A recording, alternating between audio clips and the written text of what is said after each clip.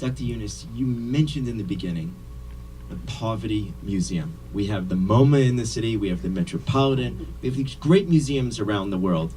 I know you have this great crystal ball. You're able to reframe people's thinking around the world. Will I be able in my lifetime to take my children to the Poverty Museum? Because you actually state, your quote was, you believe to put homelessness and destitution in a museum so that one day our children will visit it and ask how we could have allowed such a terrible thing to go on for so long. When will we be able to visit these poverty museums around the world? It depends on us, where we put the deadline. It's not something God is doing for us. We have to do it ourselves. United Nations took the lead. They put a date. They dared to put all the world's nations together and passed a resolution, commitment, that we'll do it by 2030. Either we make it successful or failure, that's up to us. Each nation should be doing, and I was explaining what Bangladesh has done, and we try to address this as individuals and a government and everybody else together and make it happen. So it's up to us. 2030 is a global thing, is number one among the 17 goals, zero poverty. So if you have zero poverty, all this, and that's an elaboration of how zero poverty means. The point I'm making, it's not something beyond me. It is something with me that I have to decide. And I cannot take whole New York City out of poverty. But I can take my block in New York City out of poverty. I do not see anybody in my block suffering from poverty in any kind of ways. We got together, came up with brilliant ideas how to make it happen, sustainable, never disappeared, always in the go, always doing the job. And if I can do it for one block, let's do it for 10 blocks around. It's still possible. So this is the way to go. We don't have to, at one jump, for the whole global solution.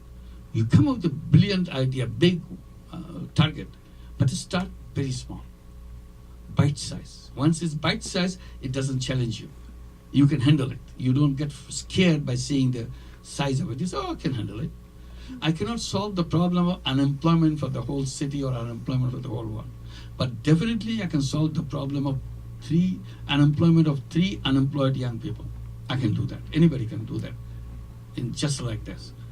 Create a business which sustains itself, money comes back, and my money comes back to me, but it keeps rolling into the business. I'm not interested in taking profit. And in the meantime, 3 unemployed young people happily working in this business. And you have solved the problem of 3 unemployed people. And the fact that you created that, everybody else, hey, this is good. You did that. I will do it. I'll do it for 10. I can do better than that. Because it's an idea that you floated. And somebody will do that. And I was surprised when I was invited to a restaurant when I came this time. They were insisting that I should come and have dinner at that restaurant. And I usually avoid that kind of thing. I thought, well, they'll just have a kind of social event and so on. I don't know what they wish to do. But this one, I was so happy. The moment I entered, they declared that this is a social business restaurant we created. Because you have been telling us social business, we thought we should do it. And this is one of the Wall Street financial expert, a young lady. She took it to her heart. She created a beautiful restaurant.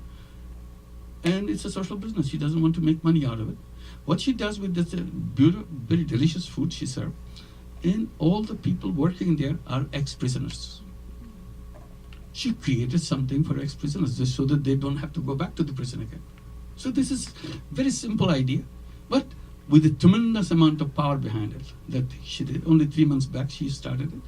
And I was very happy that I got the opportunity to visit her. So this is the kind of thing. You are addressing unemployment, you are addressing young people, not to go back to because there are statistics available, how many young people once in jail, what percentage of them come back again?